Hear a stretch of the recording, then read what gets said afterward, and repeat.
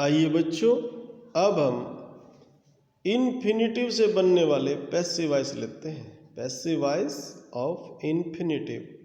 उससे पहले मैं चाहूँगा जिन बच्चों ने चैनल को सब्सक्राइब नहीं किया है वे सब्सक्राइब करें।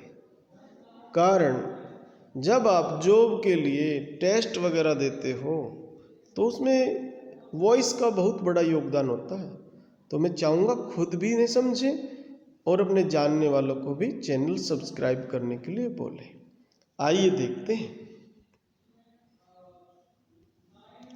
जैसे सब्जेक्ट है I, we, you, they, noun plural he, she, it, noun singular. जैसे आई के साथ एम आता है, we, you, they noun plural के साथ आर आता है, he, she, it noun singular के साथ इज आता है। और इन सब के बाद two plus first form of verb और ऑब्जेक्ट। अब जब ये हो गया एक्टिव वॉइस, ए वी हो गया, ये ए वी हो गया एक्टिव वॉइस। अब अगर इसका हम पैसिव वॉइस बनाएंगे तो ये ऑब्जेक्ट है जो सब्जेक्ट का स्थान ले लेगा, और आई अगर होगी तो एम लगेगा, he, she, it noun singular है तो is, we, you, they noun plural है तो आर। उसके बाद टू लगेगा, फिर बी लगेगी, फिर वी फर्स्ट है जो ये इसकी थर्ड हो जाएगी, वी थर्ड हो जाएगी, फिर बाई, कई बार बाई नहीं आता है, कोई अन्य प्रीपोजिशन आ जाती है, और फिर उसके बाद ऑब्जेक्ट। उम्मीद करता हूं ये रूल आपको समझ में आया होगा। अब आगे देखते हैं। जैसे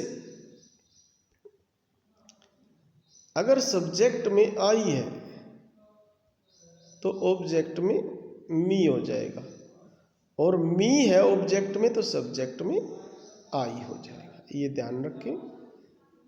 सब्जेक्ट वी है तो ऑब्जेक्ट बनाते समय अस हो जाएगा, और यदि ऑब्जेक्ट अस है तो सब्जेक्ट बनाते समय वी हो जाएगा। यू का दोनों अवस्थाओं में यू ही रहता है। ऐसे ही दे का दैम हो जाता है, और दैम हो तो दे हो जाता है। ये ध्यान रखें। और यदि ही है सब्जेक्ट तो ही का हिम हो जाता है, हिम में बदल देते हैं उसे, और हिम है तो ऑब्जेक्ट ही में आ जाता है सब्जेक्ट बन के। ऐसे ही सब्जेक्ट यदि सी है तो उसका ऑब्जेक्ट हर होगा, एच ई आर, और यदि ऑब्जेक्ट हर है तो सब्जेक्ट उसका सी होगा। ये याद रखें। इट का इट ही रहता है। आइए अब आगे चलते हैं। जैसे I am to play cricket, तो ऑब्जेक्ट इसमें क्रिकेट है, नाउन सिंगुलर है, तो cricket is to be played by me. I का क्या हो गया, me. We are to write an essay, इसमें ऑब्जेक्ट एन एसे है तो ये आगे आ जाएगा। An essay is to be written by us. We का क्या बन गया, अस।